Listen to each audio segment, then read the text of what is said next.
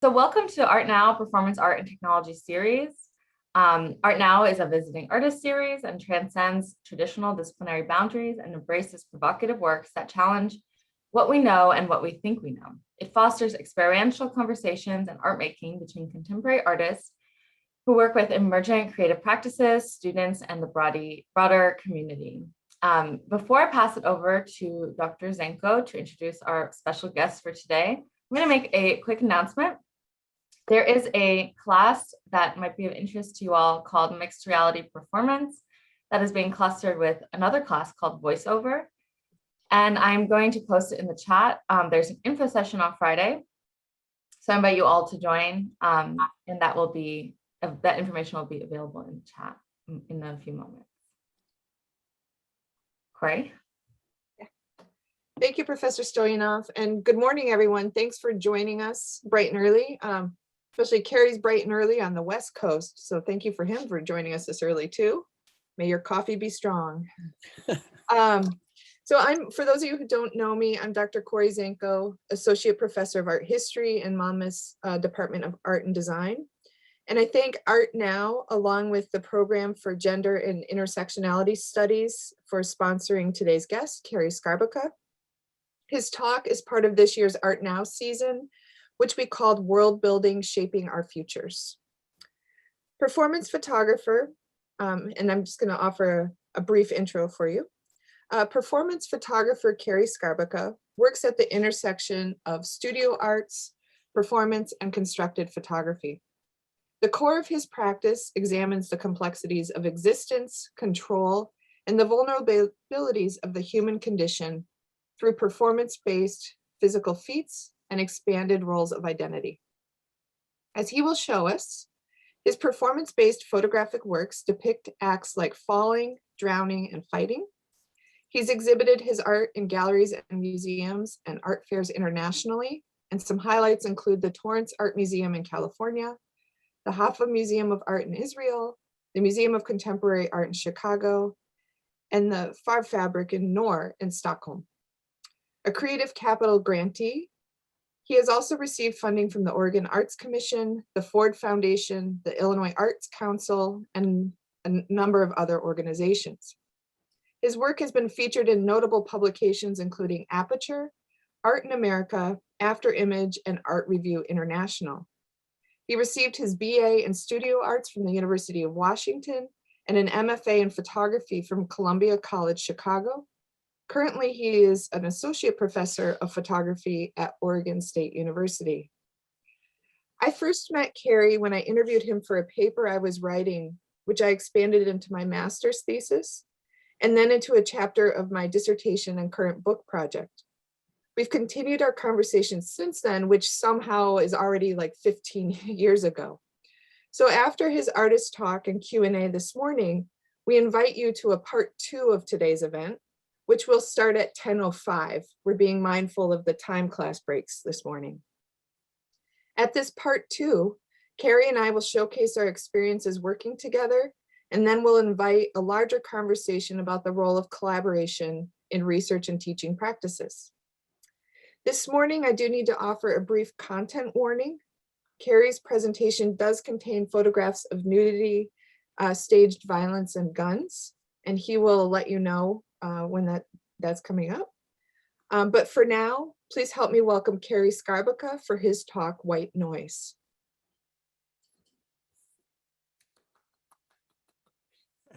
Thank you so much, Corey. I really appreciate it. Amanda, thank you so much for having me here. Let me go ahead and make sure that I am in a view that I can deal with myself and everybody else on screen here.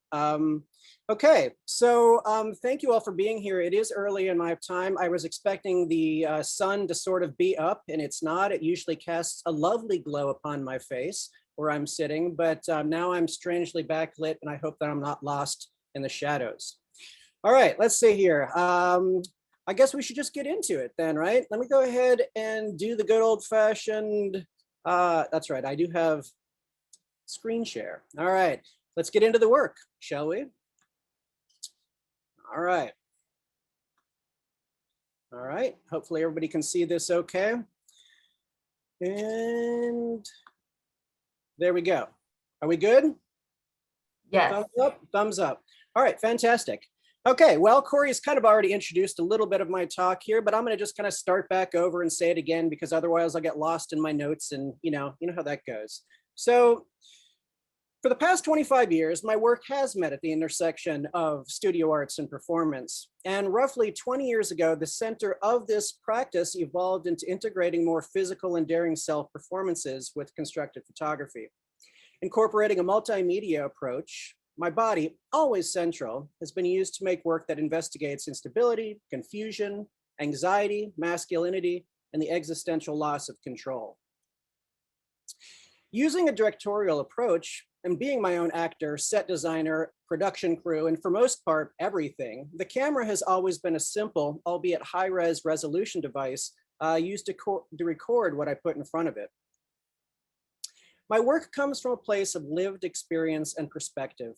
It reflects my place in the world, the emotions that I feel, reactions, fears, and insecurities. Within my lived experience, however, is also carried a significant concern and deep cynicism for the future. Fun, right?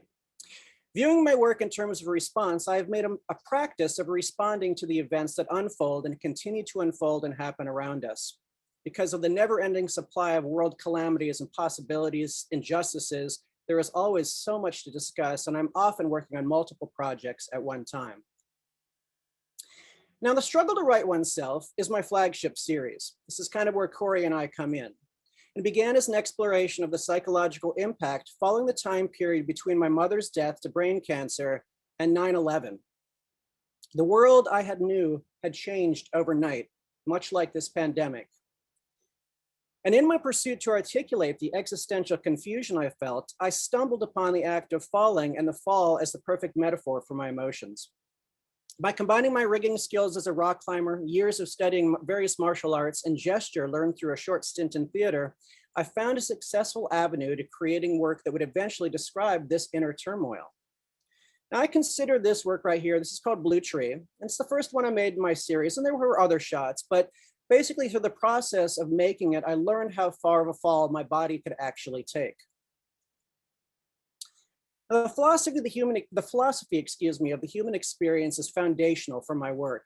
In my statement, I use Heidegger's premise that human existence is singular and alone, engaged in a process of perpetual falling, and it is the responsibility of each individual to catch ourselves, save ourselves from our own uncertainty.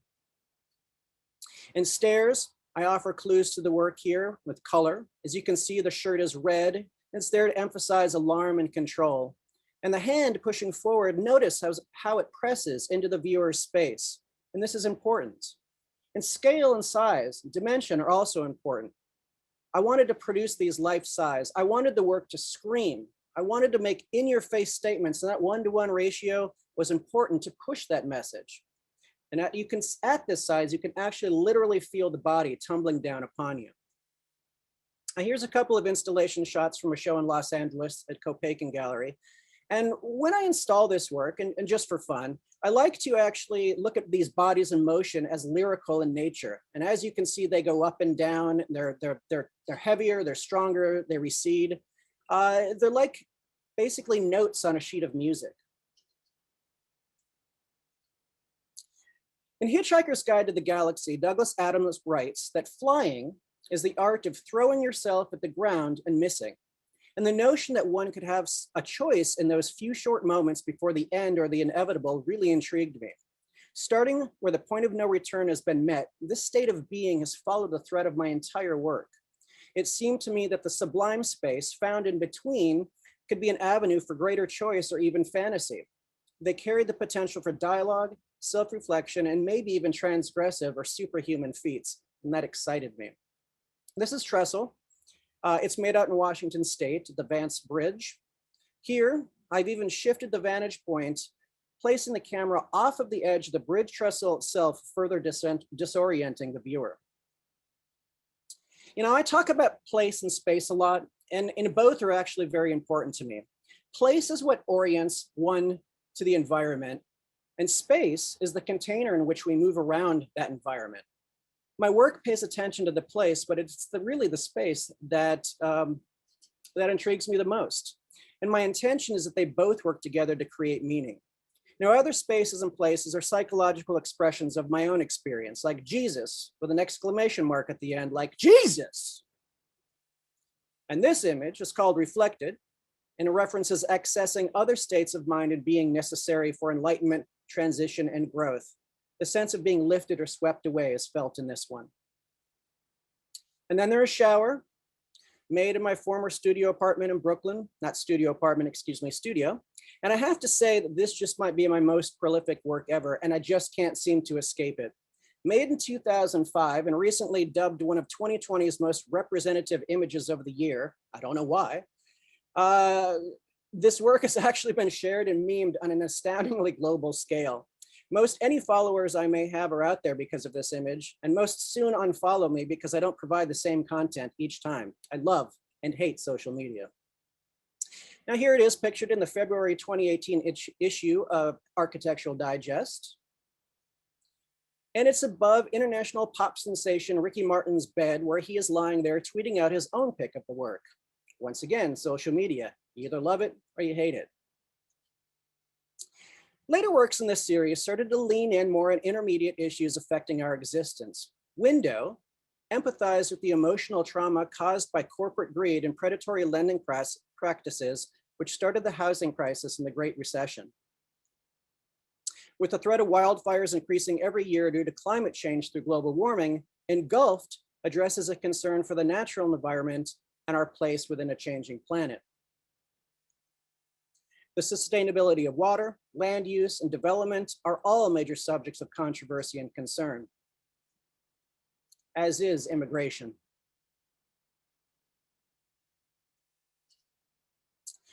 We are actually all living on the edge. And in The Denial of Death, Ernest Becker states that the process of the denial of death is contrary to the human condition, and only by practicing death can one break those chains of fear which bind to restrict life. You know, maybe that's what I've been doing with this project the whole time. I think about it a lot, and I've been searching for a way to get past my fear of death, and maybe by practicing it, I would be able to overcome it. But I guess I still actually have a pretty healthy fear of death and dying. Case in point, I'm not dead, but this was the last image that I made in the Struggle to Write One series. Made the Grand Canyon in 2014, I decided to do a handstand. Aptly named Grand Standing at the Grand Canyon, I did this rather dumb stunt in front of a bunch of tourists all snapping away with their cameras. Little did they know that my left arm buckled and I almost lost it, 1,000 feet down. You know, I brushed it off at the time, but I still actually have waking nightmares from this shot. And it was probably because of my stupidity in this near fatal accident that I decided to put this almost 15-year body of work to rest. Now, Life Goes On was an offshoot project that took its own place next to the Struggle series. And it was a performance event at the Museum of Contemporary Art in Chicago in 2005, where I invited the public to be a part of the shoot. As a way of introducing my audience to the work, it was also an opportunity to involve more people, more actors in the narrative of the resulting images. While I was being dropped from the building at a rate of 10 to 15 feet per second by a stunt rigging team called the Chicago Fly House throughout the day, with some help of some very generous photo pals from grad school, some big names you may know, Brian Ulrich, Jason Lazarus, Matt Sieber, Brian Stife, John Gittleson. I set up camera vantage points all over the place and had them help me record the public's actions. Ultimately, the project was about crisis and what we do as a community, a people, when faced with great moments of adversity. You know, actually many questions about this keep coming back to this work because especially I'm appalled as I watch our national reaction to the pandemic, the disturbing events contributing to this fight for social justice, and the latest attacks on Asian Americans and mass shootings. It boggles my mind. And unfortunately, my naivety about the press helped to create a huge misunderstanding, and me being portrayed in national headlines as an artist who created performance to imitate the jumpers of the burning towers of 9/11. This landed me death threats and even public remarks made by the mayor of New York City and the governor of the state itself, referring to me as a degenerate, sick, and even the event as nauseatingly disgusting. Family members of the victims are interviewed. One said I should go paint a bowl of fruit if I wanted to make art. And it didn't get any better from there. I grew a big beard, which you're going to see make a debut later on in the later series, but I was forced to change studios and essentially go underground. Ever since, I've been very wary of the press and more cognitive about reading the elements better in my work and trying to be more conscientious to the possible interpretations. One of my good friends, you may have had a visit by, was the artist Hassan Elahi, once told me, the best interview is a cut and paste interview. From the controversy, however, I learned that the work had a deeper meaning and place, and I found that I had an audience. People understood what I was trying to do. And at that point, I realized the work was finally no longer about me. And it went from being a story, my story, to a conversation that could finally talk about other people's stories and other people's experiences. For those of you who don't know, this is Matt Lauer, formerly from NBC's Today Show, before he was caught up in his own failings of the Me Too movement. Now, I've always been interested in the extremes of the human potential, and over the years, I have trained in one form of martial arts or another, if for any reason to just stay in shape to make my artwork. But when ultimate fighting came onto the scene, I was hooked. I had to take a step closer. But I knew I wouldn't simply just want to document the fighters. No, I had to join and had to train, and I had to learn how to fight and get behind the scenes. So at 37 years old, I joined the Pittsburgh Fight Club and started training. That's me in the blue on the left there, if you don't recognize me already. Eventually, because of my participation in the culture, I was given a free pass to become a behind-the-scenes photographer and videographer for the local fight scene. This was great because I wanted to understand this different kind of struggle where one person is locked in direct conflict with another. And this extreme form of masculinity also was something that I often felt largely out of in my life, left out of in my life. You know, maybe I was in search of answers to my own masculinity, but it was really tough making this work. And by the time I had moved to take an academic position in Arizona, I found that the training itself was so demanding that I was either too tired, too injured, or mostly getting too old to fully engage in this particular vein of investigation. And plus, I was just plain tired of getting punched in the face. But it wasn't long before I would bring the fight work back in. With the move to Arizona, new opportunities arose. And what I found in this red, and I guess it's now a blue state, with an average of 17 guns per household, were deep-seated issues related to increasing discord taking place across the United States. And it just so happened that the 1970s Western Billy Jack was filmed in my little town of Prescott. Now, this film differed from others because it challenged the ideals of masculinity as portrayed by other classic Westerns. And the character, Billy Jack himself, was to be a Vietnam War vet and of a Native American descent. And although Tom Laughlin, who wrote, directed, and starred in the film, was not himself Indigenous, he was supported heavily by the Native American community for his social activism within the community and bringing dignity to a role not otherwise shown in most Hollywood films at the time. A huge proponent for women's rights, he did not entertain the misogynistic machismo ideal that Clint Eastwood, John Wayne, and even Ronald Reagan embodied. Anyhow, it has this famous fight scene in it on the grounds of the courthouse. I was going to play it for you, but in essence of time, I'm not going to be able to do that. And where Billy Jack, he defends the students of the Freedom School from the local law and conservative townsfolk. And since I was teaching at the equivalent of the Freedom School at the time, Prescott College, it made even more sense to follow this line of inquiry and create my own sequel. So with the help of a jiu-jitsu black belt in our club, we set out to create a new action fight scene. Shot on the very same steps as the original movie, I took another beating, and over the course of 2 days, John threw me all over those grounds. I even made my own movie poster, as you can see here. See, it's directed by me, starred by me, produced by me. Once again, I do everything, except John was a major player in this. But I really wanted to find a new way to this work. The images were too rooted in the landscape of Prescott, and I wanted the work to have more meaning beyond the original context of the film.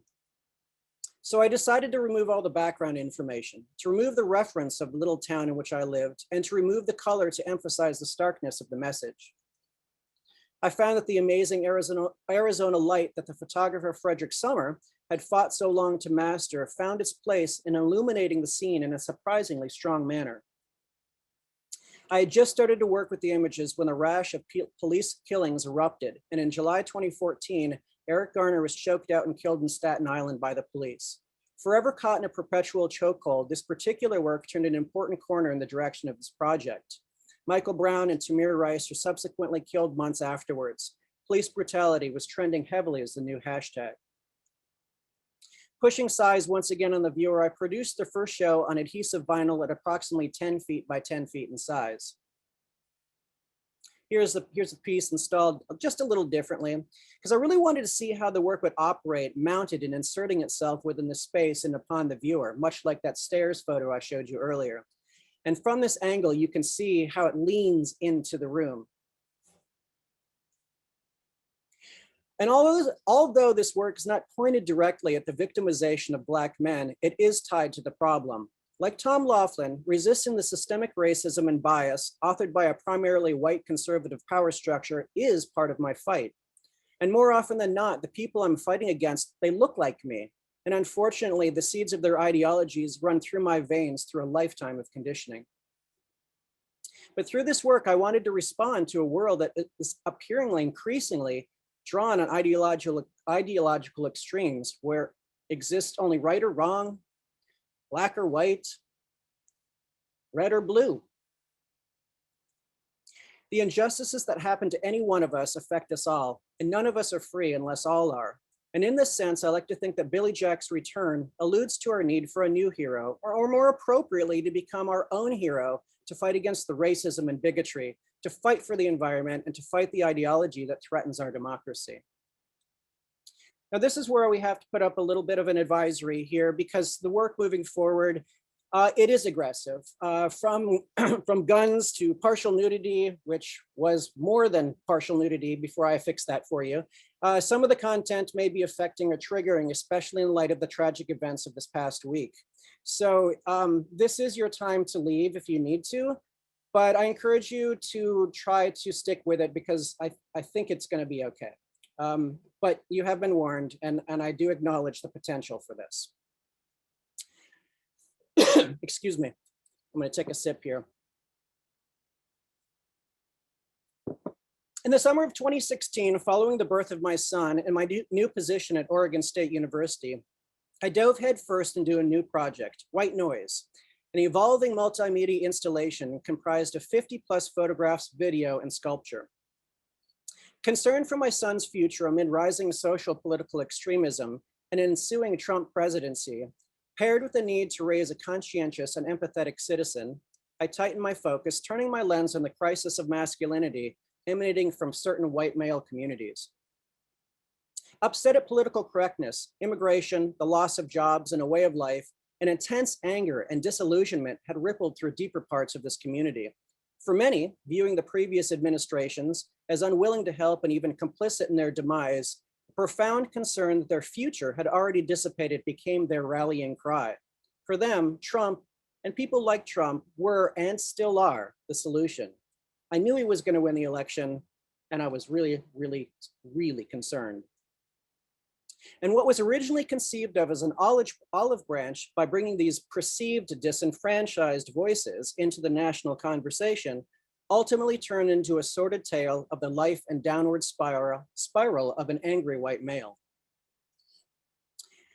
That summer, I began a transformation process, a new performance, channeling various versions and invoking the sediment of the angry white male. And over the course of the 3 years, I became him, or should I say, I became the man I could have been. The image on the left is the first image made in this series, and the one by which all the others revolve. Displaying the white male body in its rawest form is the standard by which all other bodies are determined in this culture. And it's a canvas, and it's imbued with an accepted history of privilege and domination. He is not, and he is totally to be feared. You realize that 30% of the population of the United States is male, but they hold 65% of the power. It's astounding. This difficult work is triggering, and I get it, but it's the one that exudes and encompasses almost everything I'm trying to say through this work. I named it Castle Doctrine, also known as the Standard Ground Law, which is a self-defense theory much used by George Zimmerman after he killed Trayvon Martin, which gives one the right to protect one's home and property with the use of deadly force, free of any wrongdoing and legal prosecution for the consequences of the force used. Often exhibited together, Castle Doctrine, like a diptych, Whiteville is an unincorporated town in the Deep South that places the fictional narrative of the series itself. Now, as an unangry white male who grew up in rural America, my interest in looking at this divisive moment of men was derived from multiple reasons, mostly out of concern. Over the years, I had explored several side projects that focused on the actions and motivations dividing our country, including religion. Here, Jesus's image on the billboard acts as a powerful sign of support, offering encouragement and reassurance for the action of those who follow. Also, tribalism and dystopian prepper culture, where the most important preparation is, are you on the right side? And to even anti-government factions, all of which are expanded in this work. However, the glue that binds this work together comes directly from my own experience and past. You see, I am uniquely qualified to take on a project like this. I grew up lower middle class in an authoritarian evangelical household on a small farm outside Pulaski, Tennessee, where incidentally the KKK was started and where I attended high school. My biological father was largely out of the picture, both emotionally and physically. His attachment is shown here in this image. While my stepfather, who preached and taught at the various churches we followed over the years, ruled with an iron Bible. I began speaking in tongues by the age of 7 and even spent time overseas as a teen missionary. For many reasons, kids like me really don't have a chance. Relatively poor and conservative rural environments, raised on the Bible by a vengeful God and an overbearing stepfather, father, or no father at all, and nothing to do for miles out in the middle of nowhere. Their options are few. Military is often one of the only ways out, and this is the one that I took. Now, this is basic training in El Paso, Texas. I don't know if you can see my cursor, it probably doesn't matter, but I'm right here up in the top left, second from the top, right here, if you can see my cursor spinning around. My life expectancy in war for my position was 7 seconds, and eventually the psychological impact of these forms of extremism cultivated in my earlier life, paired with the military, led to an unhealthy association with death and dying and a deep-seated anxiety that has haunted my artwork and life to today. As such, I have been very wary for the potential for white male discord my entire life. From it, I knew Trump was inevitable. From it, I knew the religious right was a force to be reckoned with. And from it, I knew how easily it could have been for me to take a different path in life. Now, this reproduction of 19th century antebellum period wallpaper serves as the contextual backdrop to mount all of those photos I just showed from my personal archive. Arranged in a narrative, beginning with antique photos of my grandfather, the story moves through pictures with my brother and mom, playing with the dogs, breaking a donkey. If you don't know what that is, means basically training a donkey to be able to be ridden. The farm, holding a large bass I caught on a fishing trip, and becoming a teen missionary. As the story progresses, the house begins to fall in disarray and eventually gets sent into foreclosure. Symbolically, a US flag flies in the front porch in one image, and in later pictures, I grow up and move away to join the military. This distinctly Southern plantation landscape also served other purposes. First of all, it provided an origin story for the antagonist of the narrative of white noise, offering a foundation of evidence and influence, both cultural and religious, to begin this discussion of toxic white masculinity. Second, it connected my personal experience as a white male and tied me directly to the problem. As both artist and subject, the work conveys an alternate life, an alternate version of what could have been. Blurring this line between fact and fiction, construction and documentation, in some ways helped to humanize this project. But I cannot escape the person I am, and my own potential for missteps based on the conditioning and the system in which I grew up. I have put a painstaking amount of time and energy seeking to remove myself from my conservative upbringing and religious encoding, but the truth is, inherent bias exists and it requires constant monitoring. But here it is with this portrait. This project then diverges from my own personal experience to that of the person I could have been and the eventual downward spiral. Now, reading into this narrative, the story begins to unfold. And while each viewer of this work may actually have their own version of the story, I'm going to relay my own particular reading from here to give it to you as I may see it. At some point following that image, other influences take hold and begin to solidify a divergent ideology in this alternative person's life. Guns, glory, trucks, ammunition. You can see what's going on here. And between those years, his anger grew. This busted eye, symbolic of losing the battle against change. And unfortunately, with the birth of his child, it only furthers his isolation. Finally, it comes a break when paranoia, pressure, and propaganda all fuse together, and all of the things that he finds evil and wrong with the world collide. I refer to this work as the Four Horsemen of the Apocalypse, by the way. Growing more and more unhinged, his anger becomes uncontrollable, and the signs of the breaking point are everywhere as his downward spiral kicks into overdrive.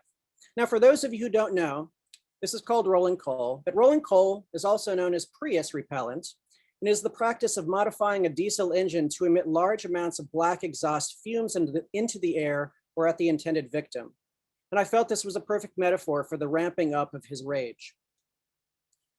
By seeking answers through his faith, he performs an act of self-flagellation or mortification of the flesh, a form of self-punishment by which one seeks to mortify or put to death one's sinful nature. Now, we really can't escape the impact that the Christian right has had on the transformation of this country. And self-flagellation deals with some of this aggressive movement, mixing rage, religion, sex, and just pure self-loathing. Finally, at the point of total resolve and the evolution of his rage,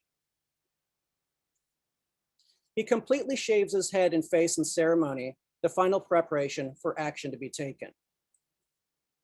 Now, what I'm going to try to do is I'm going to try to show you a video very quickly. Bear with me, because I do have to go over here. Learning how to use video in Zoom was a challenge, but not terrible. So this is what this ramping up feels like.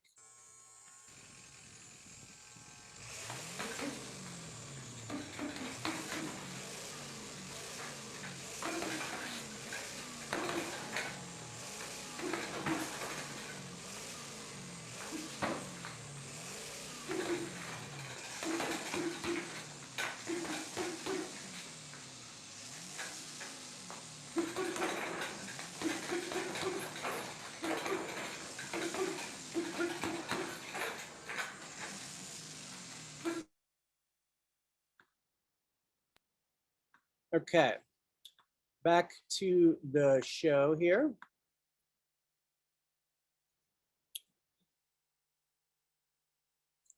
So essentially, he gets to his point, hell-bent with nothing left to lose. He scrawls a quick goodbye to his family and heads out the door. And the next thing you know is a national headline that another heinous crime, an act of violence and hate has been committed. Now, representative of such of an act, I created this piece. It's called American Muscle, and it's the undercarriage of a 2010 Dodge Challenger. Now, beyond being a symbol of power in some cases, straight up masculine dickishness, it is also the same make, model, and year of car driven by the white supremacists who ran down and killed Heather Heyer in Charlottesville during the Unite the Right rally in 2017. A tactic originally employed by Al-Qaeda as a form of mass casualty terrorism, this was the first such act of terrorism on American soil. Since Charlottesville, there have been close to 100 similar attacks on protesters, and some states have even introduced laws in their books to allow vehicles to run through crowds of protesters without prosecution, only if their lives depended on it, of course, wink, wink. It's essentially the vehicular equivalent to the stand your ground law, and I bet you can guess which states are trying to adopt these measures. At a life-size 9 feet by 18 feet in size, the work is suspended for exhibition above the audience, placing the viewer in a menacing position below the undercarriage. Now, the storyline can either begin or end with this work. It's called Bloodline, and it's a portrait of my then 2-year-old son, Rainier.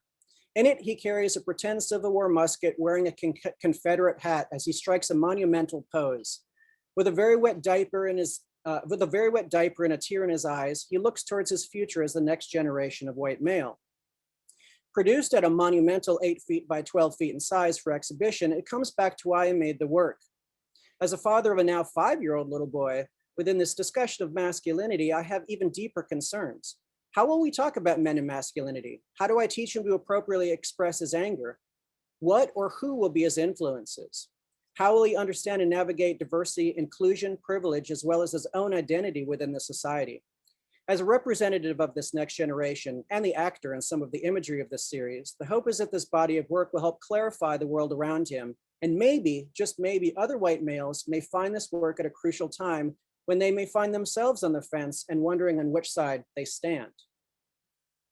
Now I'm going to do another video and I'm going to talk over it because I believe that I can. So, and we're getting to the end here. So let me get to this land. Go ahead and play this here. Okay, now I'm going to skip forward just a little bit so you actually can watch a few more things as I'm building this. Well, I'm even going to go to here. How about here? Here's a good spot. All right. And let me turn the volume down just ever so much. Can you hear me okay through the video? Okay, great. All right. Now, so this work was made more recently during an artist residency at UCross this past fall.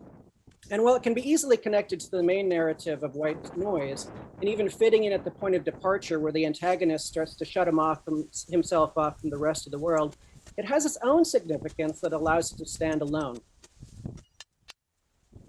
Drawing parallels of white dominance in the southern colonialism, to the belief of manifest destiny in the westward expansion, this land, taken from Woody Guthrie's This Land Is Our Land, is a 20-minute video piece documenting a 2-day performance in which I built a 4-strand barbed wire fence claiming a 24-foot by 60-foot swath of land that stretched across Piney Creek in Ucross, Wyoming. As a white male, constructing a fence on the original ancestral grounds of several indigenous communities, I found that this act of building carried a deeper meaning, and I was struck by the weight of that tragic history. As both a temporary sculpture and site-specific pop-up installation, the fence itself, a literal and symbolic tool of oppression, points to contemporary concerns of ownership, rights, and land use. I'm gonna just jump forward. As you can kind of see here, I'm building away. I will build away. Here, I'm building. I'm just gonna keep on going. Here, I'm doing a little more building here. Now, from it, we're actually asked, what is the definition of a fence? And we have to judge its history as a tool of exclusion, inclusion, and control. And I have to tell you, the whole time that I was editing this for exhibition, we were all enduring the mania and maniacal, endless 2020 election process, followed by the right-wing attempt to overthrow our government. Along with the pandemic, I gotta tell you, it seemed like I could not get this fence constructed enough. I'm gonna see if I can get to the end here and maybe kind of see what I'm doing across the creek.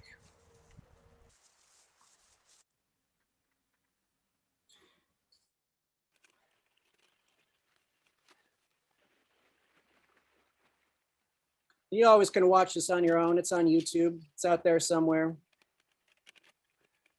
And then finally, we'll do an over version of what it looked like. It's beautiful out there. If you don't get a chance to go to Wyoming, you're missing out. Okay, I'm gonna go back to the very, very end here and finish up.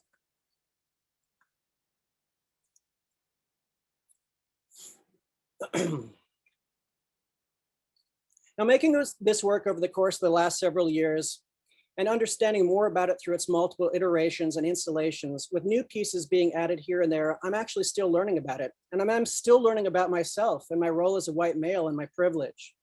The events that we have lived through and continue to do so have definitely helped to shape the content of this investigation. And as far as outcome, I'm wary. And what I know is this: as more and more believe their way of life is being taken away or replaced, white males feel their back against the wall.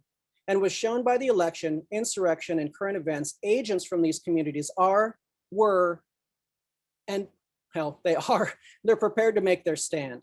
This fear, perpetuated by enculturation, propaganda, is a serious dilemma, and it's reshaping politics. But big questions remain if continued social, economic, and policies make acts of violence and hate even more prevalent and normalized. Will this country be pushed, coerced into civil revolt, or even civil war? The work I'm making is a critique of white privilege, and it's an admission of implicit bias and systemic racism. Through this lens of crisis in humanity, I seek to find a more constructive discussion. Universally, my intention is that this work contributes to the ongoing dialogue on masculinity, economics, race, and class, and identity. Not only a reflection, taking on new meaning as the story of America continues to unfold, but a nuanced search of what it means to be white and male in the world today. Okay, thank you. I made it through. Thank you, Kerry. I'm sorry if we went over. I tried my best. I think that you had a lot to show us, and we have a lot to think about. And so for class time, we have about 10 minutes for Q&A, but we will be here past that time if anybody wants to stay and continue the conversation. And then at 10:05, we'll recap this and move into part 2 for anyone who wants to stay with us. So I'm sure there's lots of questions or comments out there. And so if anybody wants to, raise your hand, just jump in with a question, put it in the chat.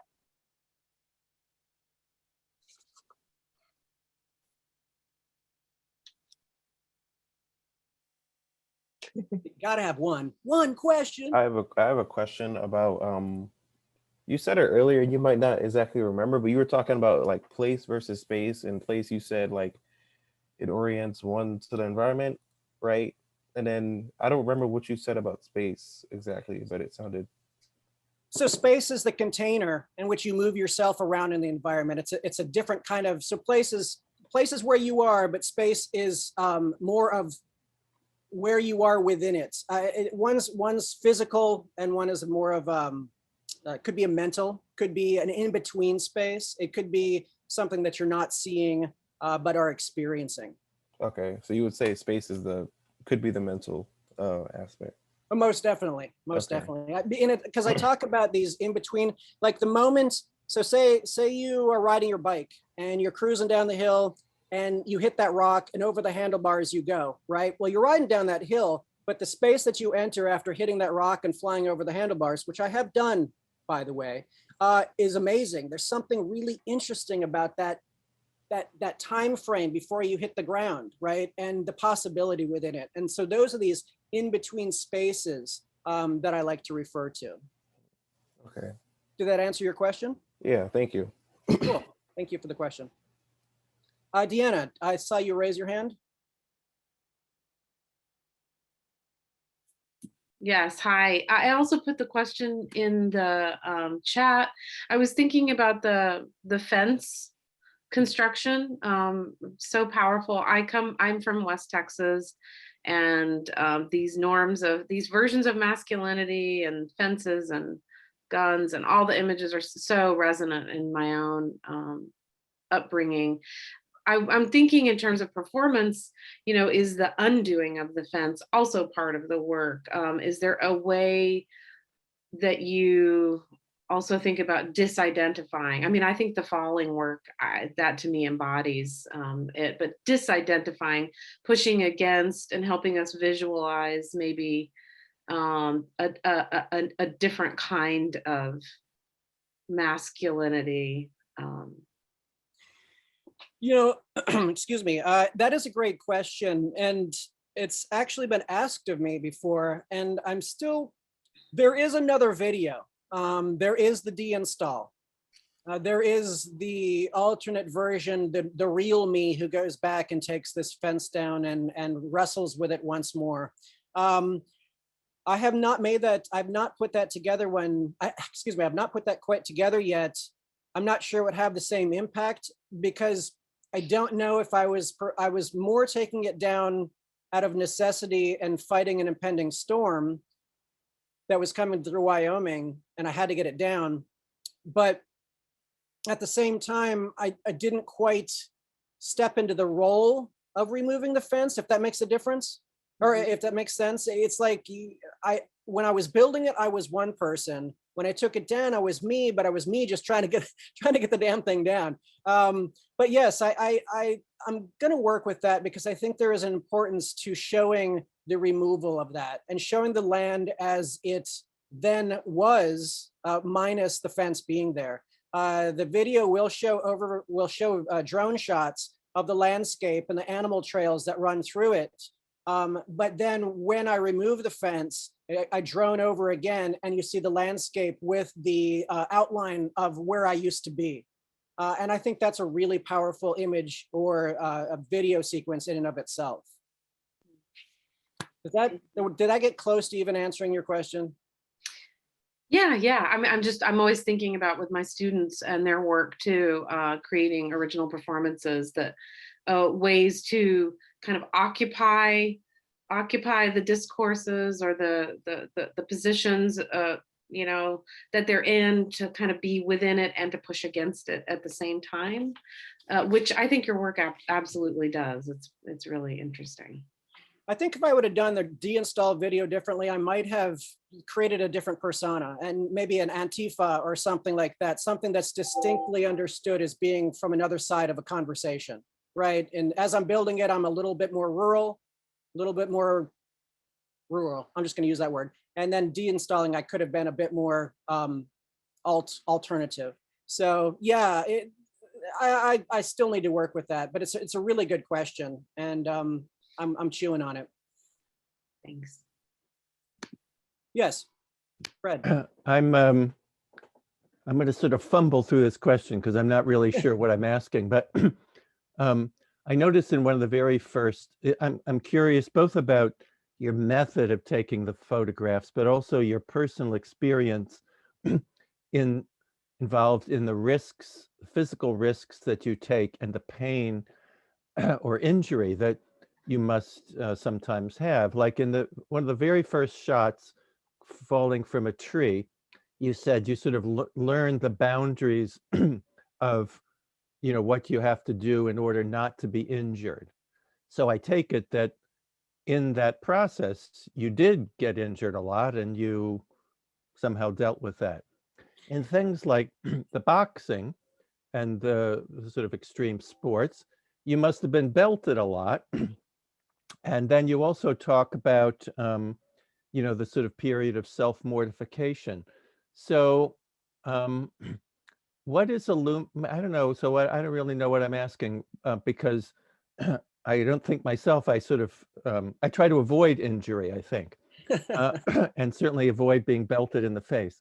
So what about, I'm curious both about the process, like, okay, how do you do that not to get injured? And then how do you take those pictures? But also, what about the risk and the endurance of pain is illuminating, both for you personally and then perhaps artistically, if that bit of jumble makes any sense? No, that's a good question, and I'm going to probably try to fumble my way through an answer. So no worry, let's bear with me. It'll be utterly appropriate then. No, you did great. No, I think that risk, I've always been drawn to it in one form or another. I don't love pain. I'm going to just preface that right out front. I didn't love getting hit in the face. I realized I was not a good fighter because I didn't quite have the mettle for it. I started to look at my brain and my body as being important to me, mostly my brain, and I didn't want to lose any of the faculties that I have, right? Physically, I've always been a smaller guy, never really intimidating. So, but small, wiry, and pretty good at a lot of things. So I was able to take a lot of the work. I did get hurt. I got hurt a lot. I broke the one that, there's a picture of me falling off of a ladder, I think I showed. And I did that as actually a performance piece for the public, and I broke my ribs by accident. The shower piece, I busted myself all up doing that one. There have been close calls for everything, lots of bruises, lots of bumps. It seems to be a part of it. And maybe I'm gonna venture, I'm gonna put it out here. The myth of the artist is a powerful thing. And the more that you can create that myth, the more that you may be able to find a niche or a place within your work. And for me, struggling to find a spot, my voice and my place in the art world, I was willing to take certain risks. And I've always been willing to take risks. I'm an envelope pusher. And I try very hard to contain and hold myself back from things, but there is an exhilaration to it. There is a self-satisfaction for thinking that you're tough enough to make the work you make. Even though a lot of it is artifice, there is control. So yeah, it's wrapped up. It's wrapped up in my identity, and it's also wrapped up in my desire to be a fearless artist. Does that make sense? Yeah, totally. I mean, I think to be a good fighter, you certainly have to be angry. I mean, you really have to want to bust somebody's head. And so, well, you do, but you still have to get over yourself to do it. And that's what I learned about being in the fight club, is that these people, they go battle to battle, they go head to head with each other, but their battle is really with themselves. They've got to step up.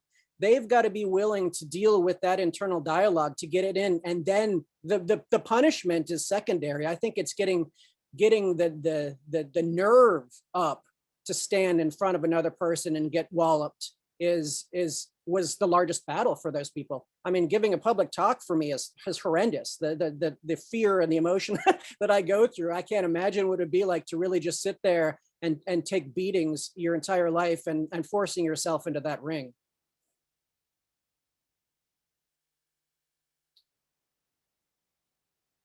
Does anybody else have a question? Yeah, I have a question. Hi, Zach. Thank you for today, first off. But we see like physical, like falling, we see falling, I guess, like a physical action. But do you think like we can see, like, do you think falling can be perceived as like an inception of new beginnings and like the initial starting point of trial and error? Oh, yeah, that's great. I love that. I'm going to use it. That's mine. I'm taking it. No, I mean, I definitely, I think that there's rebirth and everything. And it was really interesting when I've shown this work, everybody has their interpretation of it. And it's easy to say falling. It's easy to say flying or bodily projection. But really, when we talk about those internal spaces, yeah, there's a chance for renewal. There's a chance for transgressive human feats, as I've said, right? I mean, what's the possibility in that? And I think that's really the most important part of the work, is that it is able to be looked at in such a multivariant point of view. I had a little girl, she was maybe 5 years old. She came to a show in Chicago, and she looks up at the piece, probably the first piece that I showed, and I was falling off the porch.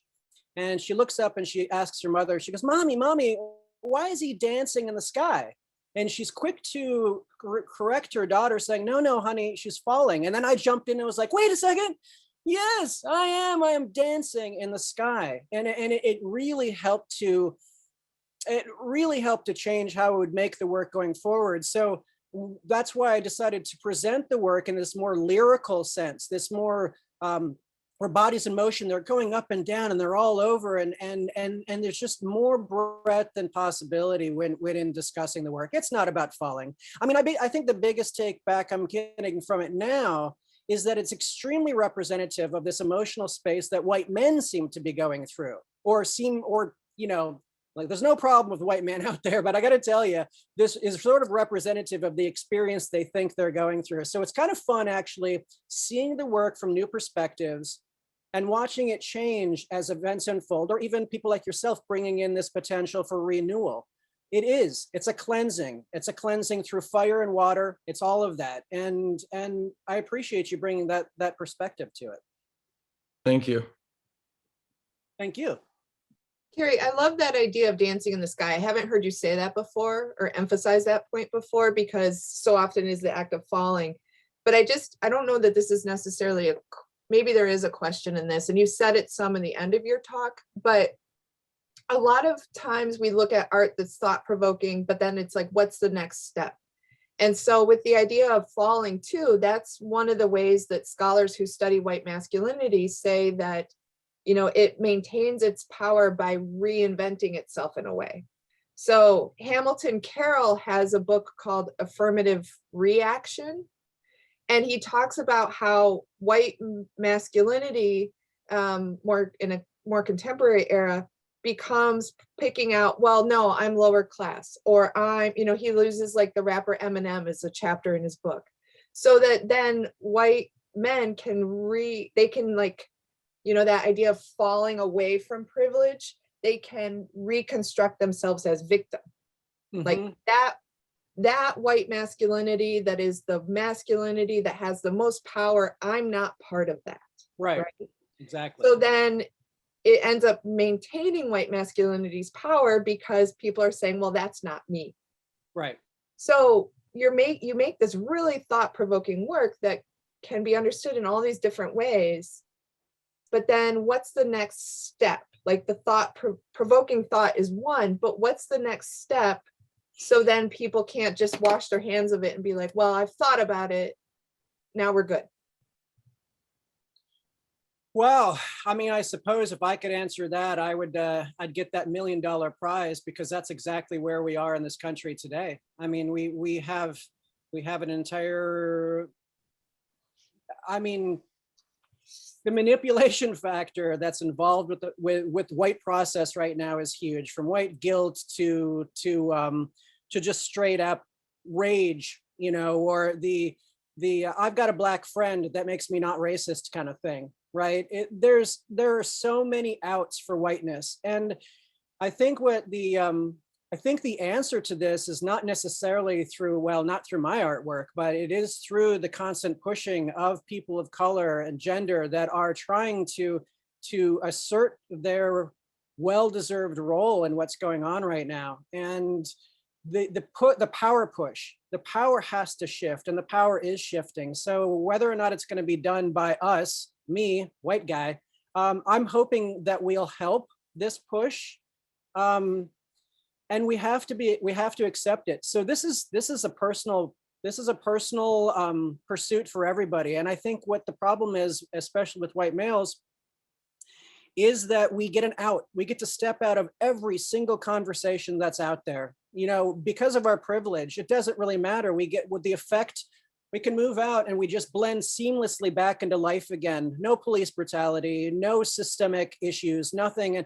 And that always gives white people an out. And so until we stop allowing that, the Me Too movement is perfect for this. BLM is perfect for this. Until we stop allowing white people to continue what they do, it's not going to end. And we're going to see the biggest backlash coming up, because these 30% of us are not going to let this power go, especially as the redistricting and gerrymandering of states. All the power shift is then going to be moved into these smaller locales, where that 30% can still maintain the power over the rest of this 60% of this of this nation.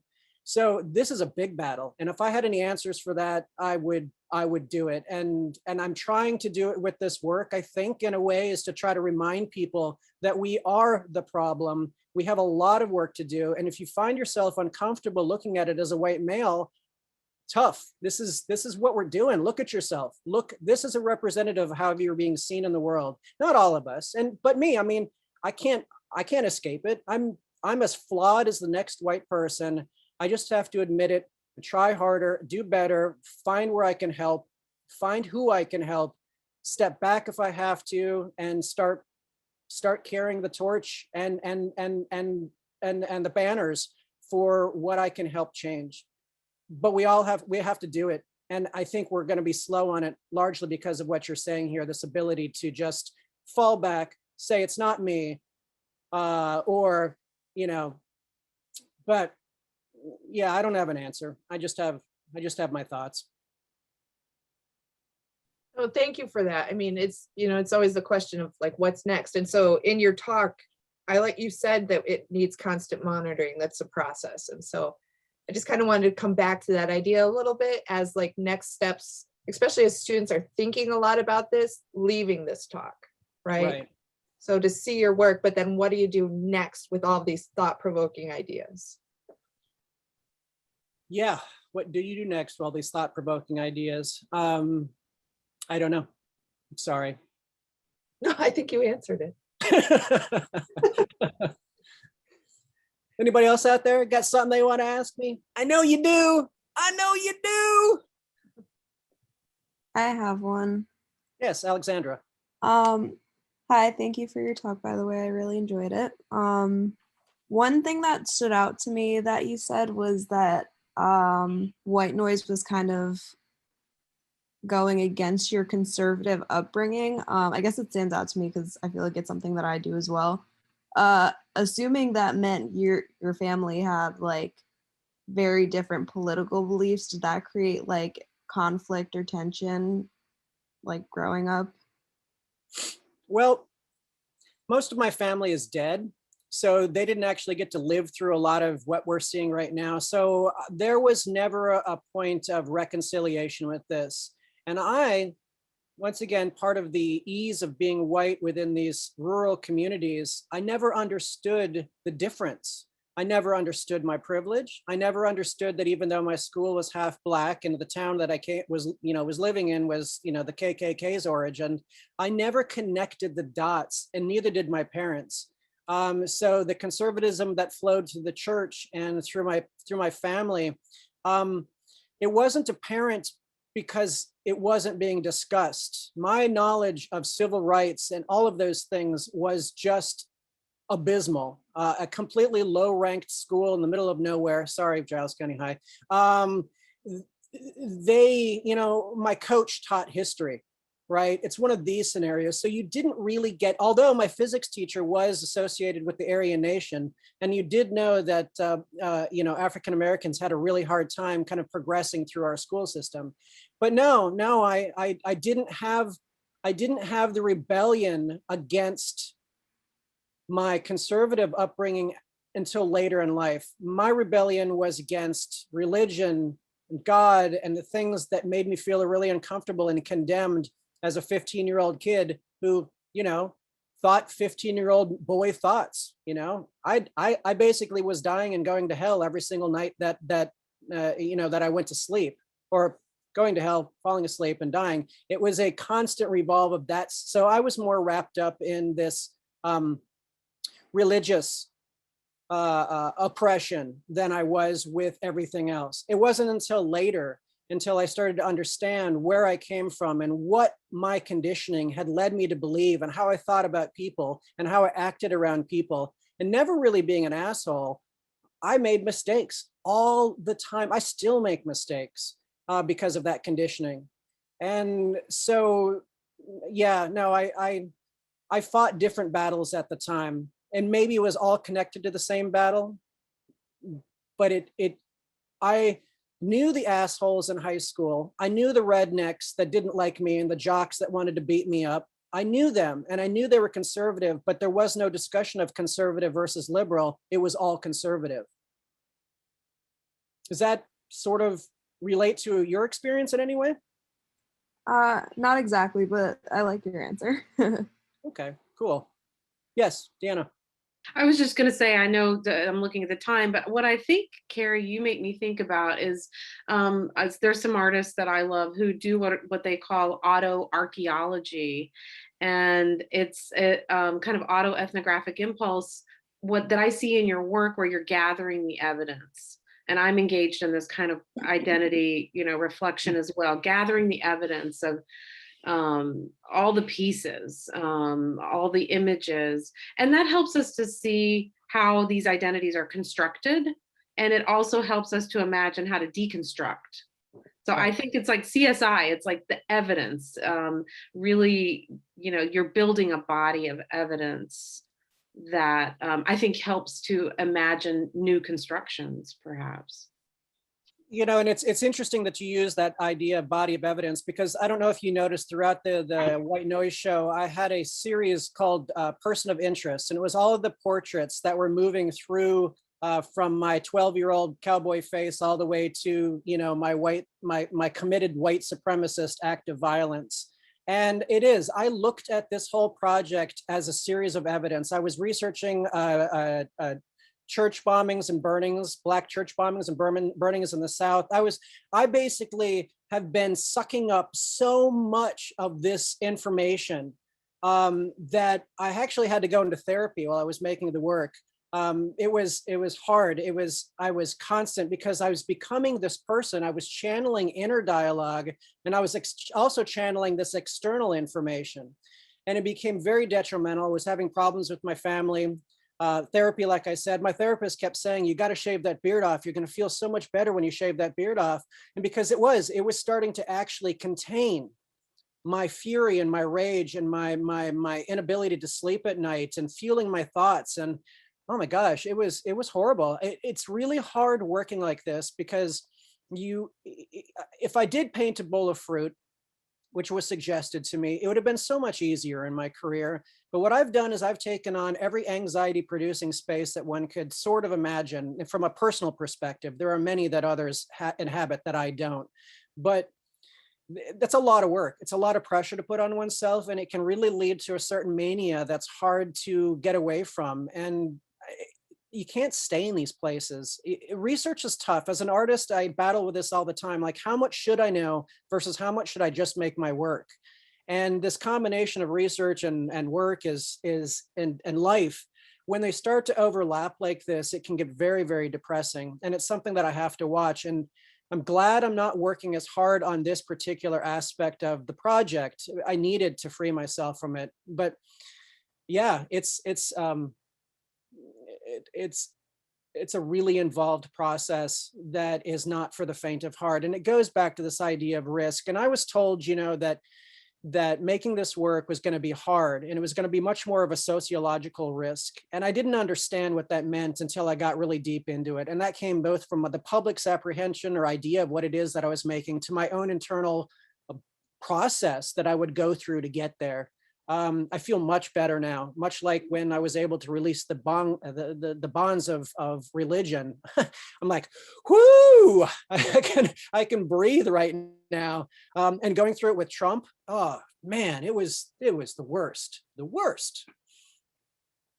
But it has to be done. People have to do it, but not everybody's going to. Not everybody's going to go into this process. And that's why, back to Corey's question, the reason why things are going to be so hard to change is because people will not go through this process. They don't want to learn so much about themselves. They don't want to open the door to the problems and then seeing that the problem is them. The mirror is an extremely, the reflection is an evil reflection. I mean, it's nobody wants to look back at that face, and it takes a curious person and a person who wants to change in order to make these changes necessary for our society. So Kerry, this maybe is the good segue into part 2, because you're really beginning to talk about your research and your work. And we've had some students have had to leave, and we've actually had another class join us. Hi. So maybe we can switch gears just a little bit to part 2. All right, I can do it. Does anybody need a break for like a minute to stand up or anything? Or are we just going right in? Let's just do it. Okay.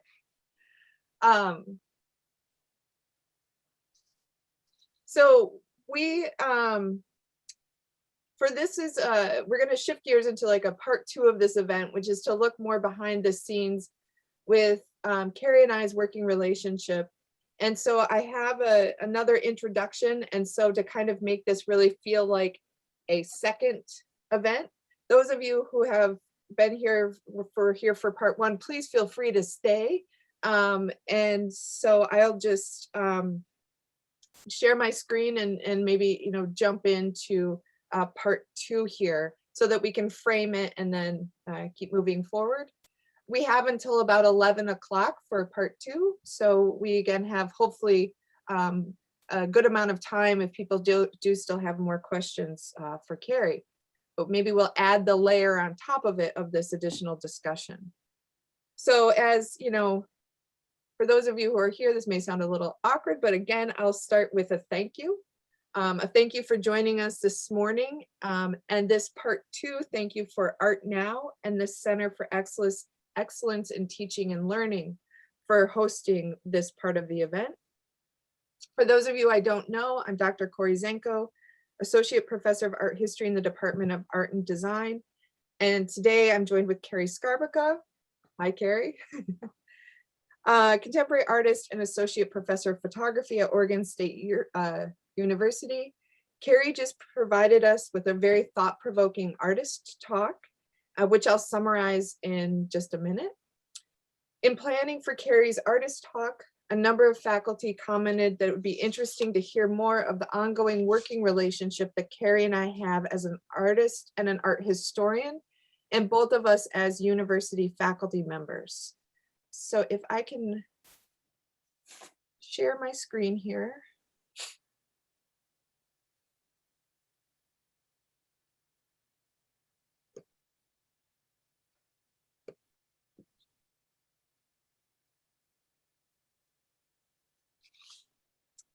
So our plan for this part 2 is to recap just very briefly what Kerry said, to showcase the history of Kerry and mine's working relationship, to hold a Q&A. I have some questions to ask him, and then to open up the conversation for a discussion with all of us.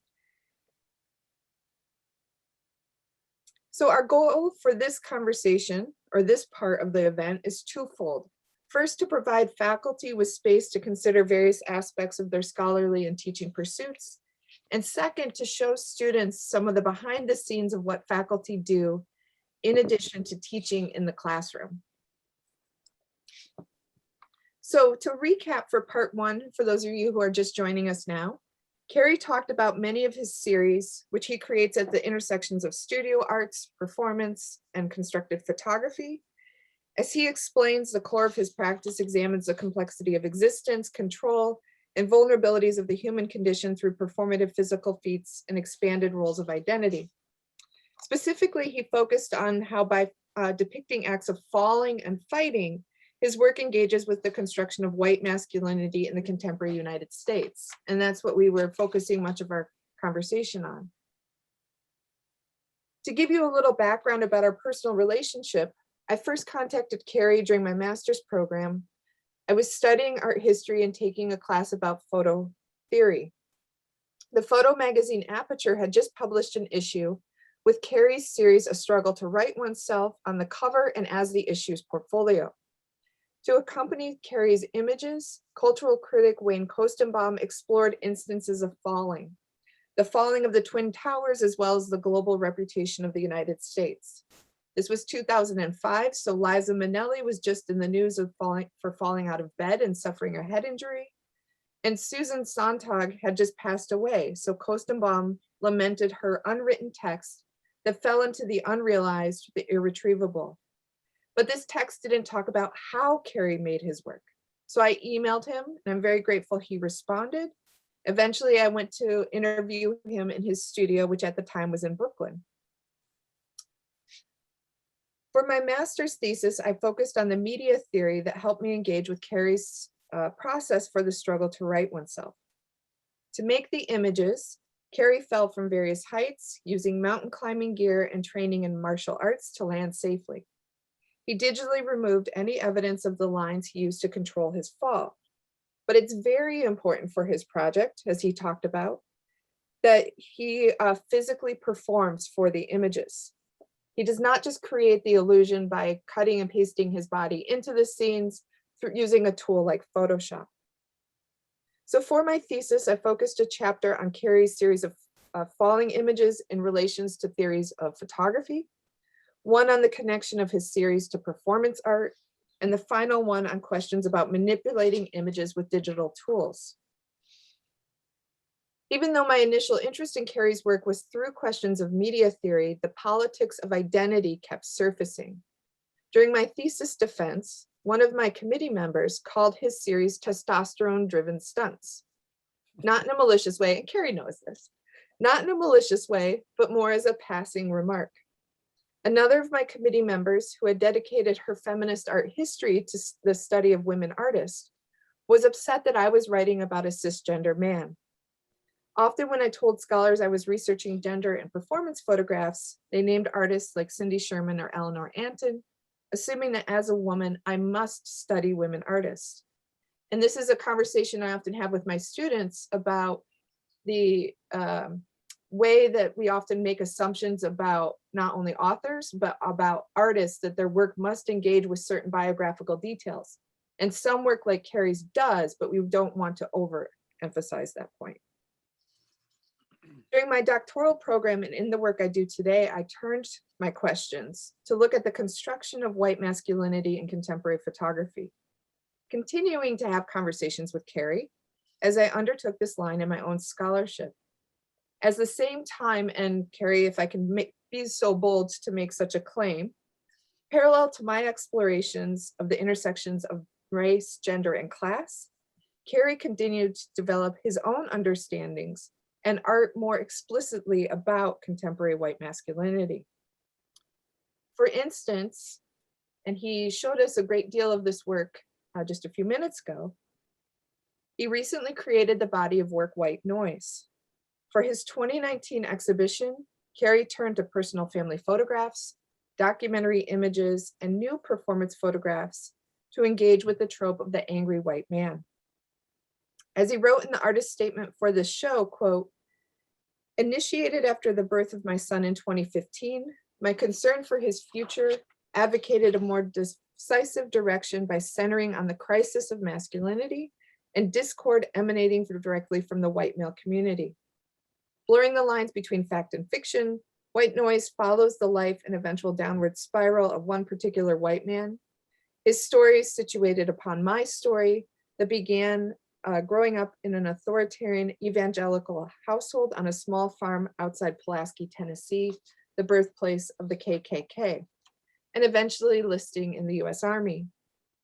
Over the years, I've put in a painstaking amount of work into overcoming my conservative upbringing and religious encoding, and that was what a lot of the conversation was about 10 o'clock. And an alternative narrative could have emerged, another reality, another portrait, that of an angry white man driven by tenets of hate, misogyny, and bigotry pushed to the edge." So those are his words. But for the catalog for White Noise, Kerry invited me to contribute an essay. This takes my publications to his work up to 3 articles, a book chapter, and an exhibition catalog essay over a decade and a half. From my point of view, I want to note that Kerry and I have had periods of more frequent conversations or visits than others, going spans of years between some of our meetings when our teaching and other work took us in different directions. This included cross-country moves for both of us, and I wouldn't be surprised if at some point we crossed paths crossing country. But I very much appreciate thinking through Kerry's artistic practice as an art historian. I would not be doing the work I'm currently engaged in doing without his practice sending me down this line of questioning. So with that introduction, I thought I would ask Kerry some questions based on the themes of scholarship or research, teaching, and collaboration. And then we'll open the discussion up for further questions and conversations with you all, hoping that our conversation creates space to consider your own varied practices further. And we do have a range of types of people in the audience, so we have a lot of points of view to draw from. So Kerry, to ask you, the first question I have is that I often remind my students that art's a research-based practice. And especially when I'm teaching gen ed, I have to kind of help students who aren't from the arts maybe understand that. That just as people from other disciplines may research and draft papers, artists conduct research in various ways. Their difference is that maybe the final product for other disciplines is often a written paper, whereas an artist produces imagery. And part of their research actually includes the process of making art. What type of research do you do before you make your art, be it logistical or theoretical or other forms? I know this goes back to the conversation you and Deanna were also having, but it might be worth recapping some of that ideas for the people who weren't here with us yet. Yeah, okay. Let's see. Let me figure out how to get back to what I was talking to Deanna about, because that was an organic move. Now I actually have to think about this for a second here. Research. Such a strong word and such a difficult one. And it's the one that I was kind of battling with, kind kind of talking with my wife about this earlier. I was frustrated because preparing for this talk, preparing for any talk, there is this idea, this implication that the artist should know everything it is that they talk about before they get into something.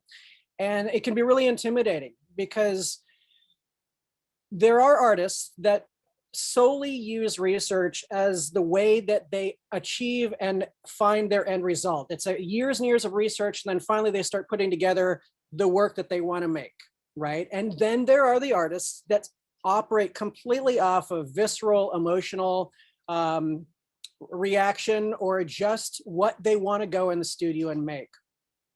Research is tough. And for me, I have never, and so not the argument that I was having with her is, you know, she was kind of saying, well, artists change now, artists have changed now, and you need to know more about everything before you go out there and do something. And I'm like, well, what about Shepard Fairey? Or what about the guy that, the British gentleman, I can't remember his name, who just sold his largest painting in the world that's 17,000 square feet for $69 million or something, you know, rivaling Jeff Koons as one of the, and Beeple as one of the top three selling artists of all time, or even Jeff Koons for that matter. How much do they have to do research and explain themselves becomes this question. Sometimes art for art's sake, here's the making. You go into your studio, you've got something you've got to do, you've got something to get out. When talking about issues of whiteness, white masculinity, it is very hard to just solely rely on one's own experience for that. Now, fortunately, I had an experience that made me, you know, uniquely qualified to kind of enter this conversation. But is it necessary? And this is a question. How much does an artist really need to know about all the things that they need to know about in order to make successful artwork? When talking about it, it's one thing. When showing it, it's another. And this is a fine line. The academic in me, you know, feels like there needs to be more, and as always feels insecure about not having read every single book and thesis dissertation about white men and masculinity, because I'm not drawing enough, I'm not taking enough, I'm not being well informed enough about what it is that I'm making. Now, that may be true, but that requires an extreme amount of time that I could actually be spent in the studio making things. So research is a tough question. And I think it's dependent on the project. It's also dependent on the artist's process. And for me, mine is reactionary.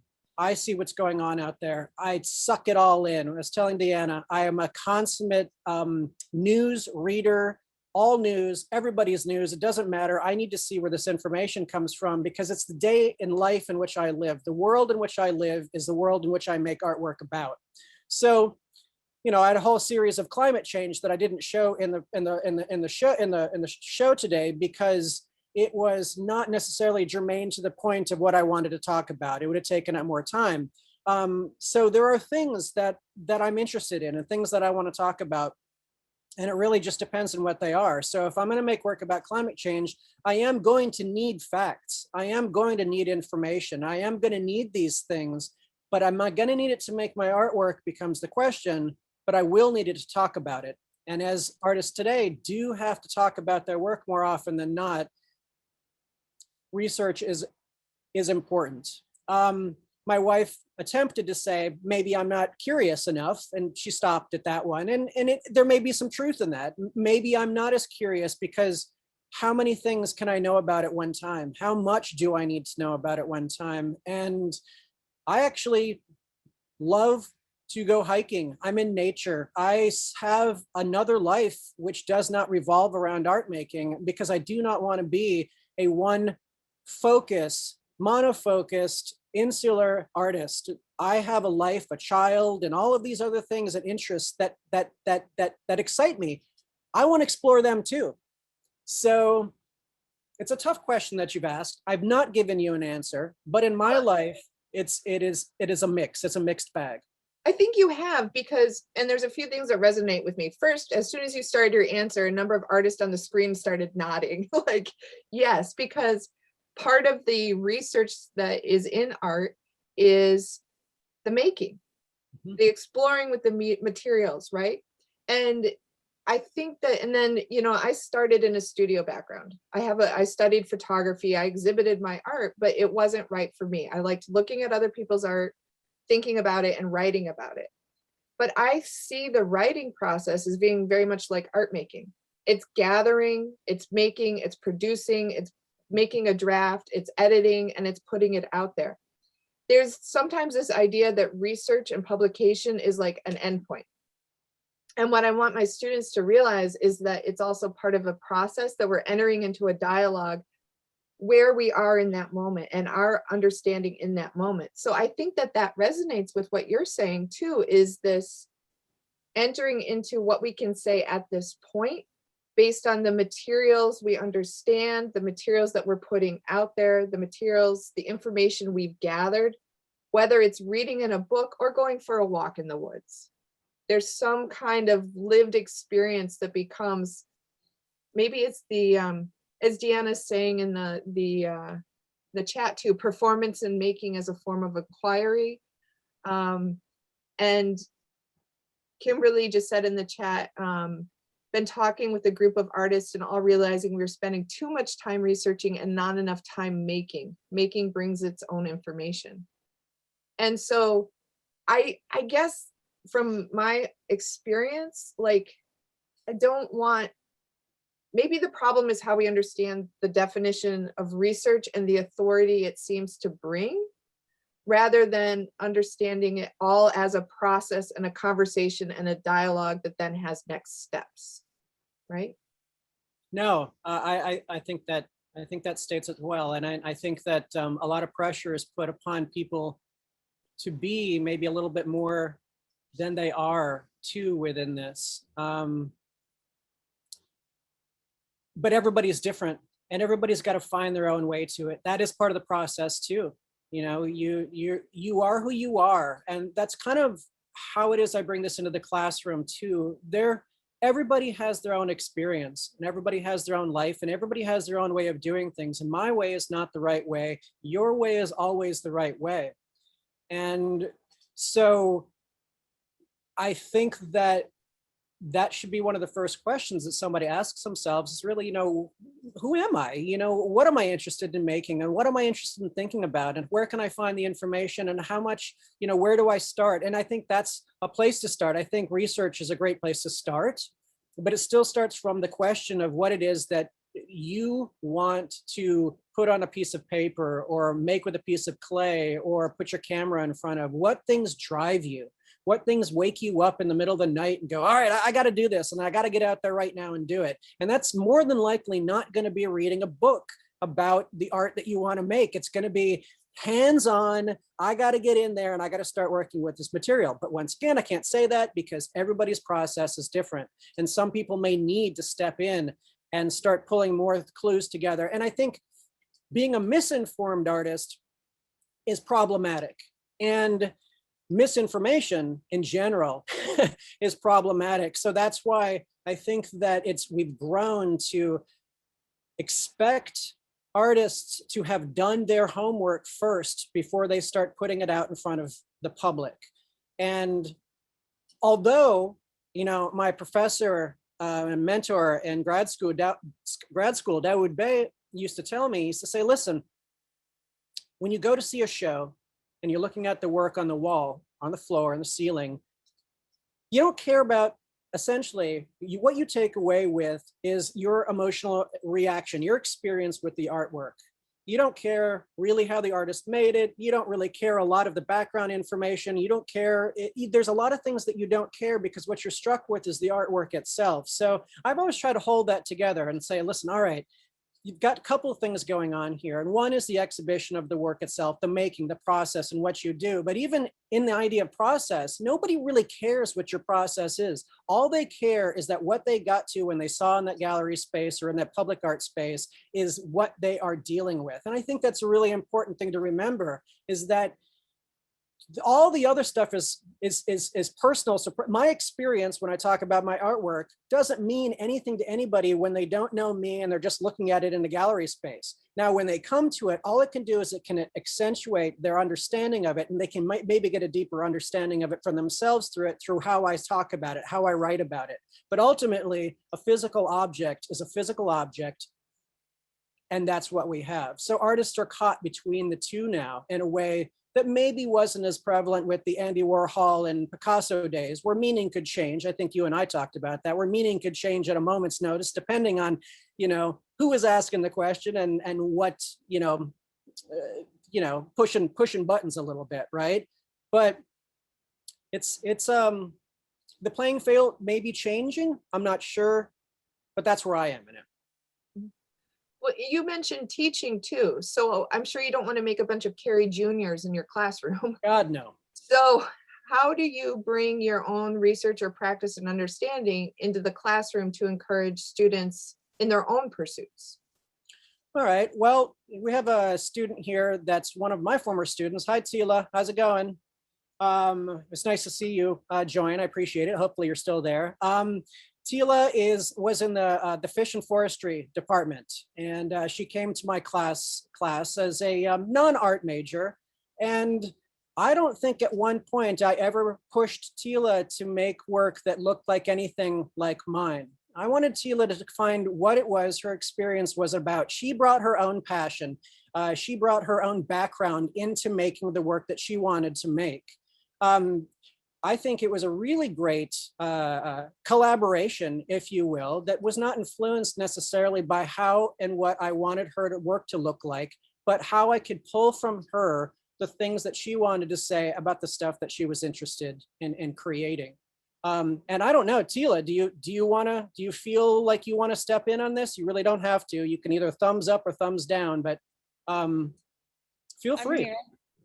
Yeah, I would say Kerry never once said I had to do anything. I mean, he just fostered my my creativity. I definitely have had no training or anything in art whatsoever. But one thing he did tell me that I should probably do is maybe look at some other people's artwork to help inspire me. So The art historian in me very much appreciates that. yeah, because I came in totally raw. I still have our shark fin soup bowl picture, and I really actually miss working on art. So that's why I hopped in and had to watch today. So thank you, Kerry. Thank you, Teal. I appreciate you. I appreciate you showing up. Yeah, she was great. And indeed, actually went on to make some really, really poignant personal work that I was proud of her work all the way through. I was proud of what she put into it. I'm always proud of my students. I get emotional thinking about my students just because there's a lot of compassion that I feel for the process of life and for people's living on this planet. And I try to bring that in as much as possible. I don't think I'm pretty hardcore. People have said I'm a hard grader, but I'm a sweetheart. So I think that compassion is one of the things that I understand the most because it's what I needed the most in my own experience and probably what I didn't really get. And so everybody's experience is unique. And if I'm not doing my job, if I'm not trying to reach each person where they are in their lives, it has nothing to do with me. Teaching has nothing to do with me. I'm probably a horrible teacher when it comes down to it, but I'm a coach, or I'm a scaffolder. I'm a supporter of what it is that you want to put forward, and I can help you make better ideas. I can't teach talent. There's no way I can't. Talent is innate, but all I can do is help you think about your ideas and see what you can do with them, and maybe throw a suggestion here and there. The rest is up to the students, and it's self-motivated. And if you don't want to be there, you don't have to be there. If you don't want to make art, you don't have to make art. I'm not going to force you to make it. So that's That's my role in the classroom. Yes, I do suggest people to look at. Yes, I do suggest readings and introduce people to new ideas. I was for the past 6 years, I was the chair of the visiting artist program at my school, and my mission was to introduce as diverse a range of voices as I possibly could. And it was extremely important to the fairly homogenous community that Corvallis is, to bring in, I mean, some of the most amazing feats of artistic strength I could possibly bring in. And I think that was also my job as a teacher, as a provider of education, was to bring in voices that could say things and provide opportunities for enlightenment that I could not. My experience was unable to do that. So I always looked at those as part of a twofold or tenfold 16 hats that we wear as an academic. Well, and I just have one more question, and I don't mean this to be ego driven, but let me just ask it. I should say that because now you're all like, oh, she's ego driven. But if we are thinking about, we're talking a lot about the process, right? Like that we're all engaged with these processes. We're all engaged in joining into dialogues. We're all engaged in, many of us here are teachers. And so how we approach that in a collaborative way, collaborating with our students. And so my final question is that a number of art historians will literally say, I don't want to write about an artist until they're dead. I don't want to have a conversation with them. I don't want them to contradict themselves. And I think that that's really limited understanding, because it assumes that an artist who has passed away is like figured out and everything's finalized. So if you go into an archive and you find material, like you found the answer, here's what the artist says. But in art, somebody working in an archive might find the artist contradict themselves if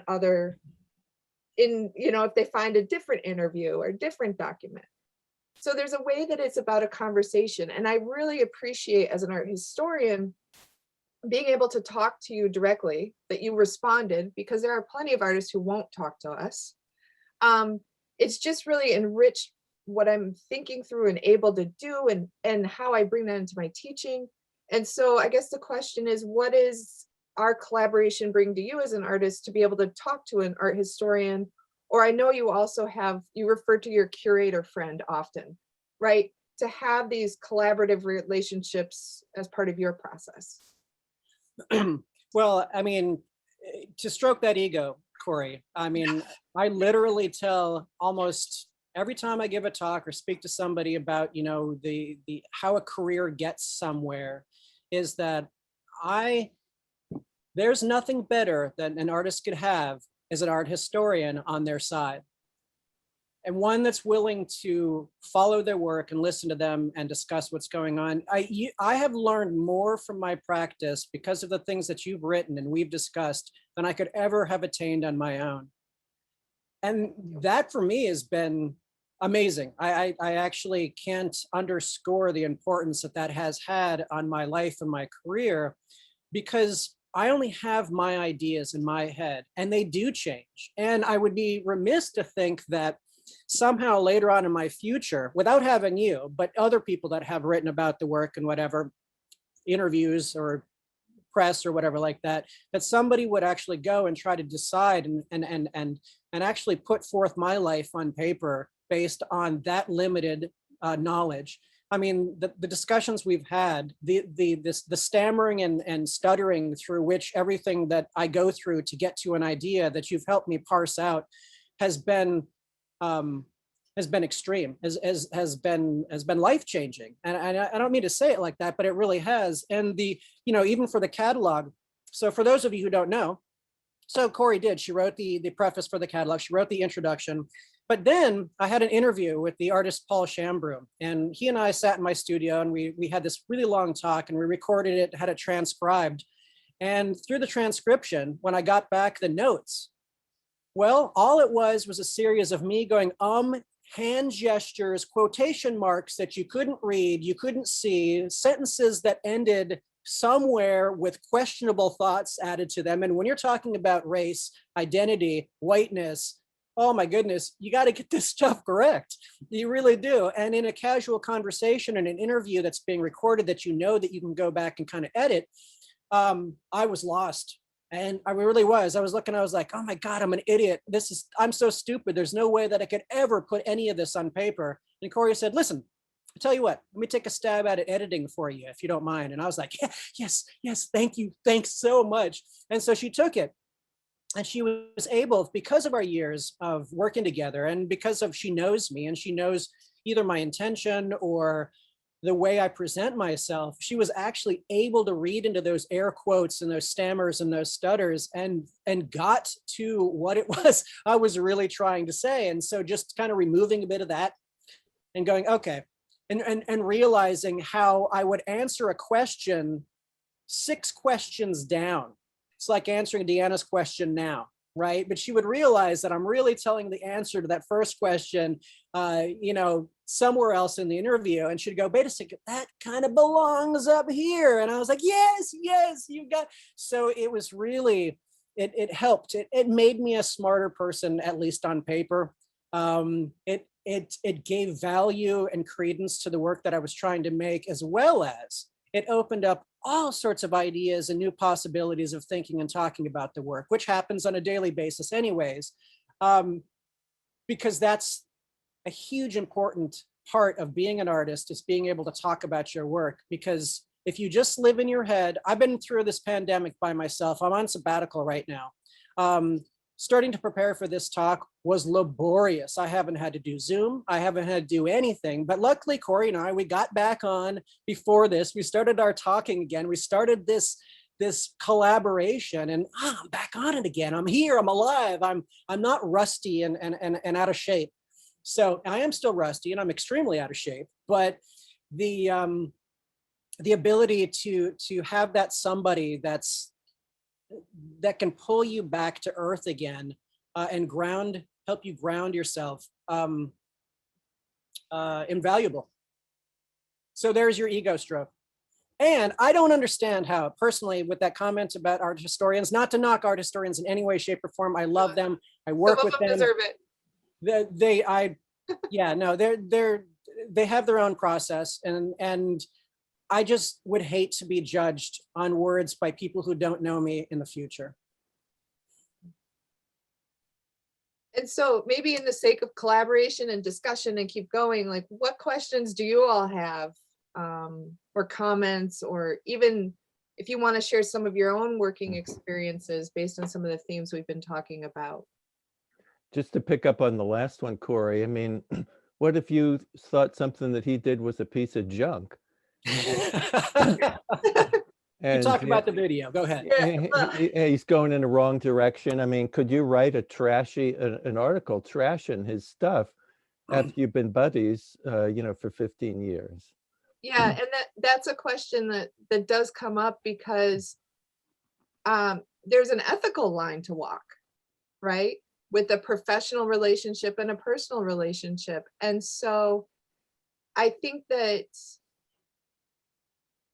could have a lot of personal conversations with Kerry where I would say something like that, like, have you thought about this? What about this? And so this is why some of the art historians don't want to work with living artists, because what if that happens and you do know them? And if you have a conversation with them, are you shaping their work? And is that an issue? And some people say it absolutely is, because you're helping form their work. But I think, again, that goes back to the question of a conversation, and that to assume that we're not all part of a conversation and trying to figure out as it goes is a bigger problem, because it makes us seem like we have to have something absolutely right in order to be able to say it. And so I do have these conversations with Kerry, and maybe there would be a way that, in art history, we can't ignore if something is awful and terrible and you just don't talk about it, because that omission can be a bigger problem than addressing it. But if there was something I absolutely couldn't write about, then I don't know. It hasn't happened yet, Fred. Well, And Can I jump in on this one? yeah, You know, the idea of informing one's work or being somehow influenced by the words of another. Well, first of all, art historian and critic are a little different in their roles potentially, and the idea of critique is also variant. There are multiple forms of critique where one does not necessarily have to bash somebody's work, but find something good within it if they'd like to, something relatable, whether they like it or not. Now, in terms of one's input, or when I don't, unless you are an artist that lives completely isolated within their studio and you do not talk to anybody about what they do, somebody is going to have an opinion about it. And I think that I think that people's opinions, if you're in a grad school group critique, they're going to give you their peace of mind and they're going to tell you everything about their artwork that they like and they dislike. How could that be any different than in a real world experience where you're not surrounded by grad students with evil intentions? And just kidding, grad students. But you're not surrounded by all these people, but you're still learning. You're still learning about your work. So therefore, an informed individual with art history and knowledge on their side, and they can read artwork and have been reading it forever, how could that not be helpful? More so that, sure, it may throw up a roadblock. It may throw a question mark and you go, huh, yeah, maybe it could be understood this way. And I'm wondering if it needs to be. But I also love the layperson's perspective. My wife has no artistic experience whatsoever, but she provides some of the best opinions about my artwork because of that lack of experience. If I'm trying to have the work relate across the board, not just to one subsect people, I'm going to take in as much information as I possibly can. I can discard it if I want. Corey can say all she wants about it. She doesn't like she's not a fan of video art, by the way. So when I asked her about the video, she's like, well, you know, first thing, I don't love video. And so I'm not sure I'm going to be the best on this. And I'm like, well, okay, all right, let's see. How can we look at his performance then? Right. So we were able to kind of take it a little bit differently and discuss it that way. But either way, it wasn't her thing, but it didn't matter. It didn't change the video. Not everybody's going to love stuff, but I still have a knowledge of what people who don't like video may think about what it is I made. I love it. I need it. Who doesn't need it? But some people I can see, some artists and their egos may just not be able to handle the opinions of another.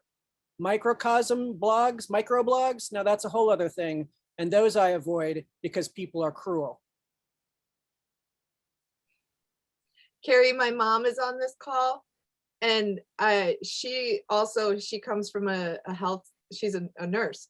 And so she hasn't studied art, but I love taking her to shows because she has those visceral responses. And I'll never forget her standing in front of a small print of trestle where you're standing on the edge and her going, because she's afraid of heights. And I'm like, yes, like this work is resonating, you know, if mom is going, you know, so hi, mom. Well, you know, I had this, so you showed the piece of the antebellum wallpaper. I showed it and you showed it as well too, right? Okay, well, that was just exhibited in Eugene in a show about race and identity. And along with the video, I actually put the video in a picture frame, and I attached it as a movement from the antebellum wallpaper to that westward expansion of manifest identity manifest destiny that I was talking about. And so the director's parents came in, very conservative, very religious, the whole side of the thing, but they kept coming back to the piece. And the director started to explain it to them. And the father, who was very anti-BLM and anti a lot of the things that we're trying to talk about here, he kind of got it. He started to realize, as Deanna mentioned, I come from this background. I see these people and I see myself in some of this too. And so it's really interesting. And you've got to have this. You've got to have these people. You've got to have as much information as you can coming. That's part of the research, maybe, if you want to come down to it. Maybe this all comes back to the first question. How do you research your artwork? is by showing it to people and finding out what they think about it and how they react to it and how it's operating in their lives and their spaces.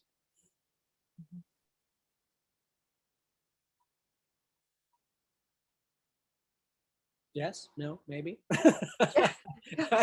I just can keep talking and talking and talking, and I don't want to keep talking and talking. We have about 10 minutes left. So are there any students with questions or any other you know, points you want to raise?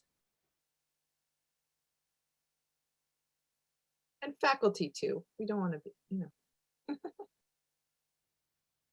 By the way, it is an honor to have somebody take enough interest in your work to want to write about it. You know, a lot of the critics out there that work for the national newspapers and things like that, newspapers, do those even exist, that work for these organizations that go out and review shows, they're paid by the galleries, they're paid by the museums. They don't necessarily always get to go out there and talk about the things they want to talk about. There is it's not conspiracy, but there is a system that, so basically, being an artist is not easy. Finding an audience is hard. And if you've got somebody that actually gets what they're doing and they want to write about it, that's an honor. And I look at it as such. I want to make a hi, thank you so much for all of this. I haven't said anything since the beginning, so I just want to acknowledge that this has been really interesting and moving too in a lot of ways. And just want to acknowledge my students that came in. Hi, everybody, and kind of make a comment on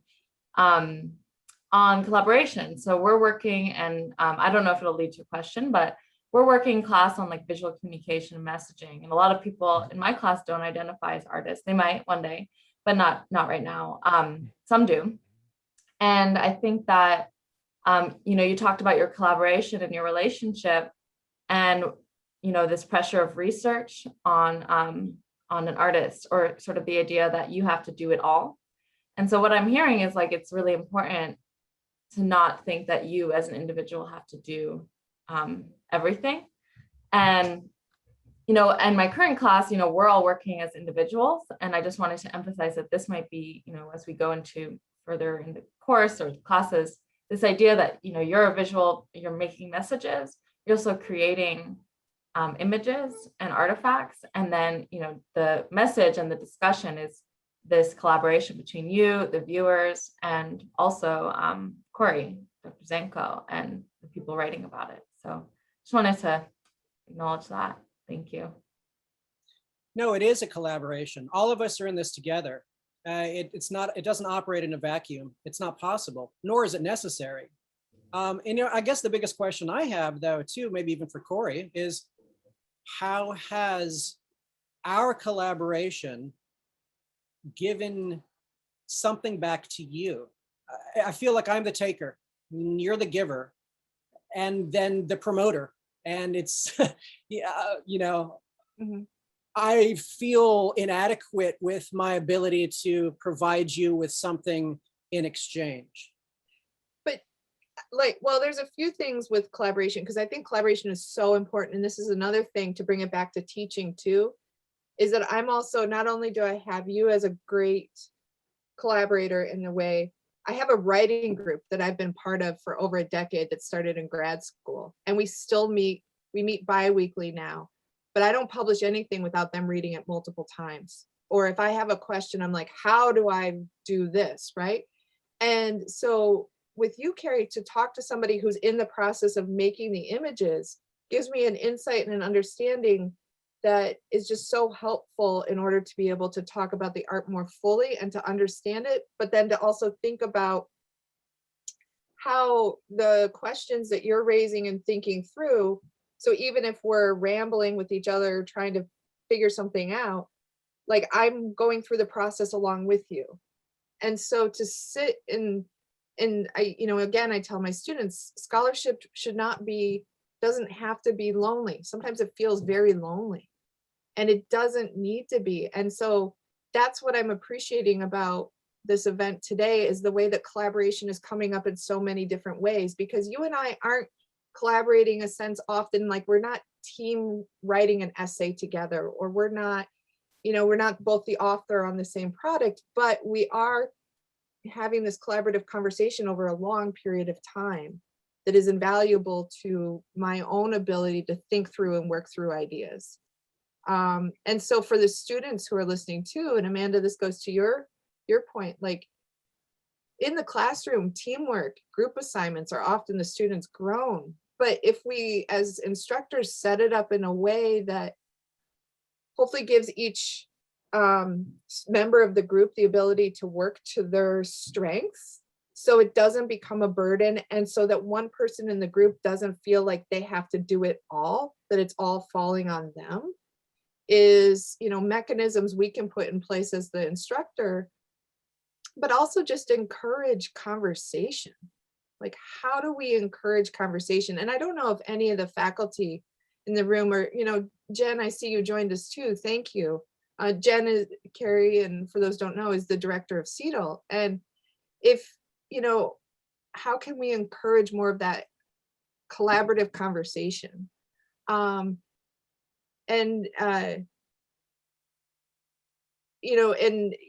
even in the comments, is talking about her class at 1140. They're working on performances of identity, and even here, the idea of relational, right? The identity is relational and cultural, but that goes back to this larger part of like, it's a process, it's a conversation. There was a question in there somewhere.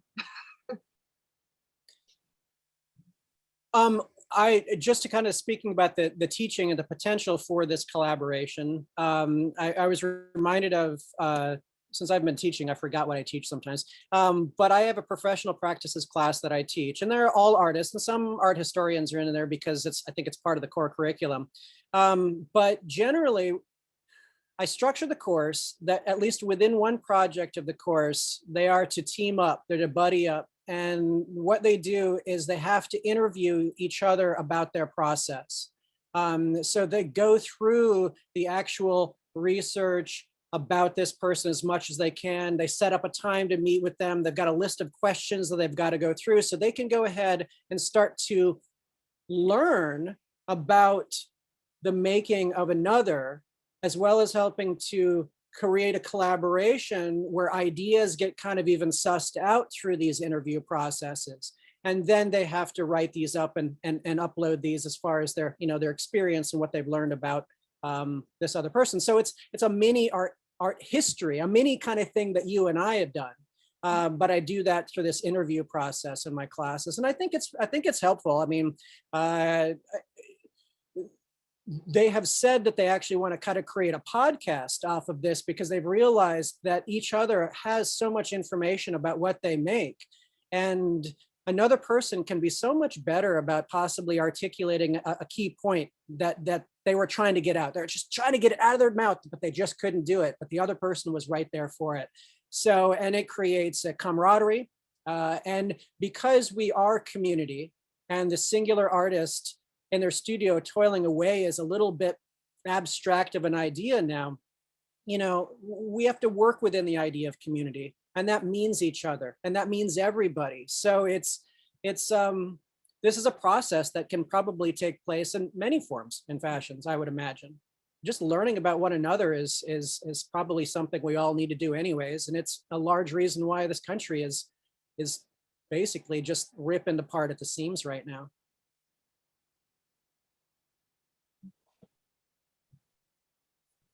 We probably have time for, like one more question maybe. And I appreciate everybody being here today. They may have a final question or comment while we have Kerry here with us. And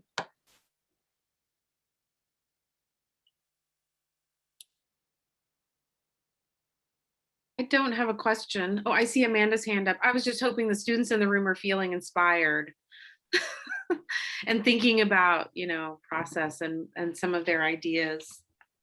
Yeah, I agree. And this might be just a question left open. I don't know, because we only have 1 minute, but it was a question I had from the beginning of the talk too. And for personal reasons, I want to ask what it was like for you to start to picture yourself as this white noise, angry. A lot of the images were scary. You're starting to picture yourself. So there's I was wondering about the decision to put yourself in that kind of imagery. and then also what it felt like to present it. The whole process has been really transformative. I think I've learned a lot about myself because of it. I had to. I've grown as we've watched the social justice movement kick into gear in a major way, and kind of the self-reflection, this realization has been a major education for me. It is weird looking at myself in this situation. It is difficult looking at myself as this, but it feels good to be able to try to do something, because I cannot speak for another person's experience. I cannot make work about Black lives. I cannot make work about Asian American experience. I cannot do it. But what I can do is I can make work that shows the effector, the instigator, the ingrate, I think you said, the problem by which a lot of this, if not almost everything we may see going on right now, has to do with supremacy emanating from white culture. It's powerfully, powerfully deep and expansive to ways I never thought of. So for me, it's making me a better person, but it's daunting at the same time. So yeah, I mean, I think I'm growing. I have to grow because that's my job, at least my job.